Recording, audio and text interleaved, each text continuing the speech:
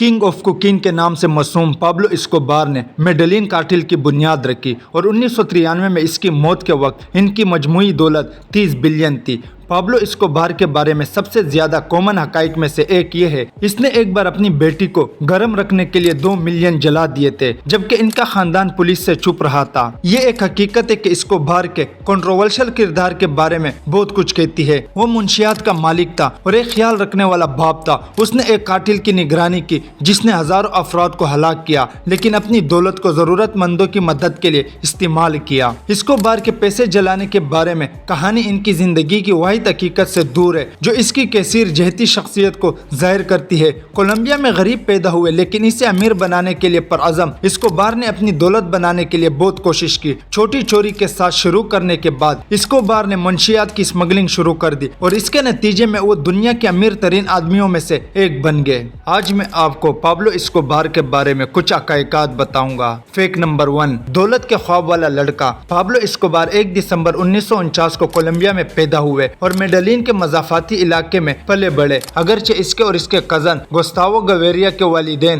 اچھے پڑھے لکھے تھے لیکن انہوں نے اسکول چھوڑنا اور جرائم کی زندگی گزارنے کا فیصلہ کیا۔ کزن کا ایک ہی مقصد تھا، اسے امیر بنانا۔ گویریا اور اسکوبار ہمیشہ کچھ کاروبار کرنا یا کچھ اضافی رقم حاصل کرنے کے لیے جرم کرنے کی تلاش میں رہتے تھے۔ کزنز نے ٹائریں اور کاریں چرا لی، انہوں نے قبرستانوں سے سر کے پتھر چرائے اور انہوں نے دوبارہ بیچ دیے، یہاں تک کہ انہوں نے لوگوں کو اغوا کرنا شروع کر دیا۔ اگرچہ اسکوبار اور گویریا کو 1970 کی دہائی میں گرفتار کیا گیا تھا لیکن گرفتاری کے بعد وہ رکے نہیں، اس کے بجائے انہوں نے پیسے کمانے کی اس سے بھی بڑی اسکیم کی طرف رجوع کیا، کوکین کی smuggling. Fact number 2، Pablo Escobar drug kingpin کیسے بن گئے؟ پابلو اسکوبار نے سب سے پہلے 1970 کی دہائی میں کوکین کا کاروبار شروع کیا جب اس نے کوکا پیسٹ کو پیرو سے کولمبیا اسمگل کیا۔ اس سے بہتر کیا، پھر اسے شمالی امریکہ میں فروخت کرنے کے لیے بیچ دیا۔ اس کے بعد 1980 کی دہائی میں کوکین کی مانگ آسمان کو چھونے لگی اور اسکوبار نے اس سے بھرپور طریقے سے فائدہ اٹھایا۔ اس کا اسمگلر اور نافذ کرنے والوں کا گروپ جلدی ہی خوفناک میڈلین کارٹل میں تبدیل ہو گیا۔ اسکوبار اور اس کے آپریشن نے امریکہ میں کوکین اسمگل کرنے کے ہوشیار طریقے تلاش کیے جن میں سے ایسے پلوں یا کپڑوں کی قانونی ترسیل میں چھپانا،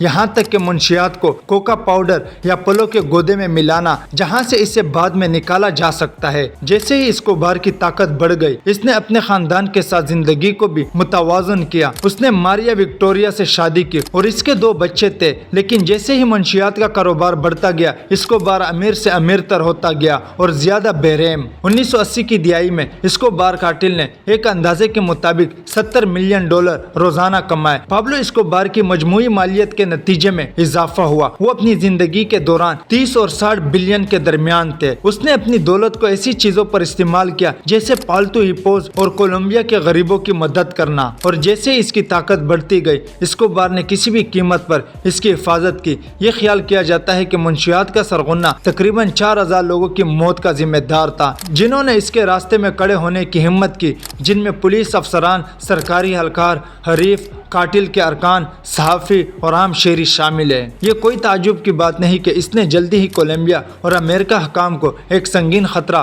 قرار دیا لیکن اسکوبار ان کے لیے روکنا مشکل شخص ثابت ہوا۔ فیکٹ نمبر 3، پابلو اسکوبار کا زوال اور موت۔ 1991 میں پابلو اسکوبار کو جیل بھیج دیا گیا لیکن یہ جیل نہیں تھی جیسے کہ زیادہ تر مجرموں کا تجربہ ہوتا ہے۔ اسکوبار نے کولمبیا کے حکام کے ساتھ ایک معاہدہ کیا تھا جس میں وہ 2 شرائط پر خود کو تبدیل کرنے پر راضی ہوا تھا۔ اسے امریکہ کے حوالے نہیں کیا جائے گا اور یہ کہ وہ اپنی جیل خود ڈیزائن کر سکتا ہے۔ نتیجہ لا کیٹیڈرل تھا، ایک پرتیش جیل جس میں سونا، ایک چاکوزی اور ایک بلیئرڈ روم شامل تھا۔ در حقیقت پابلو اسکوبار نے لا کیٹیڈرل میں اتنی آزادی حاصل کی وہ قاتل کے کاروبار کی نگرانی جاری رکھنے کے قابل تھا اور یہاں تک کہ 1992 میں متحد قاتل رہنماؤں کی موت کا حکم بھی دیا۔ فیکٹ نمبر 4، کولمبیا کے حکام کے لیے یہ آخری تنکا تھا۔ انہوں نے اسکوبار کو ایک مختلف جیل میں منتقل کرنے کا فیصلہ کیا لیکن پھر وہ اچانک فرار ہو گیا۔ 1993 में पाब्लो एस्कोबार और इसका ख़ानदान तकरीबन 1.5 साल से भाग रहा था, जिसका ताक़ुब कोलंबिया की पुलिस यूनिट दोनों ने किया, जिसे सर्च ब्लॉक कहा जाता है। 1993 में कोलंबिया की अफवाज ने आखिरकार पाब्लो एस्कोबार को पकड़ लिया। पाब्लो एस्कोबार की मौत 44 साल की उम्र में कई बार गोली लगने के बाद हुई। हालांकि ये मालूम नहीं कि इसे किसी गुरु ने मारा था, और कुछ का ख्याल है कि एस्कोबार को घेर लिया गया था और इसके पास कोई ऑप्शन नहीं बचा था। इसने खुदकुशी करके मरने का फैसला किया। फैक्ट नंबर 5, इसके साथ ही पाब्लो एस्कोबार मर गया था, लेकिन इसकी विरासत आज तक बड़ी है। पाब्लो एस्कोबार की मौत के बाद तकरीबन 25,000 लोगों ने इसके जनाजे में शिरकत की। मेहमानों में बहुत से लोग शामिल थे जिनके एस्कोबार ने माली मदद की थी, बशमूल कोलंबिया के गरीब। इनके लिए वो एक रॉबिन हुड शख्सियत थे, जिन्होंने अपनी दौलत बांटकर सखावत और हमदर्दी का मुजाहिरा किया था। फैक्ट नंबर 6, 1980 की दिहाई में पाब्लो एस्कोबार का मेडेलिन कार्टेल अमेरिका में बेची जाने वाली 80% कोकीन के लिए जिम्मेदार था। फैक्ट नंबर 7, पाब्लो एस्कोबार ने अपने पैसों को मुनज़्ज़म करने के लिए रबड़ बैंड खरीदने के लिए माहाना $2,500 खर्च किए। फैक्ट नंबर 8, पाब्लो एस्कोबार की आमदनी अंदाजन $30 बिलियन तक पहुंच गई। फैक्ट नंबर 9, पाब्लो एस्कोबार ने 1987 में लगातार 7 साल तक दुनिया के अमीर तरीन लोगों में शामिल हुए, आलमी अरबपतियों की फहरिस्त बनाई। एस्कोबार 1989 में 7वें नंबर पर रहे। फैक्ट नंबर 10, मुंशियात की तिजारत के अरूज पर पाब्लो एस्कोबार और इसका कार्टेल रोजाना 15 टन कोकीन स्मगल करने में कामयाब हो गया। फैक्ट नंबर 11, पाब्लो एस्कोबार को कुछ लोगों ने रॉबिन हुड का नाम दिया क्योंकि उसने कोलंबिया में गरीबों की किस तरह मदद की। वीडियो अच्छी लगी तो लाइक करें एंड सब्सक्राइब करें। Thank you.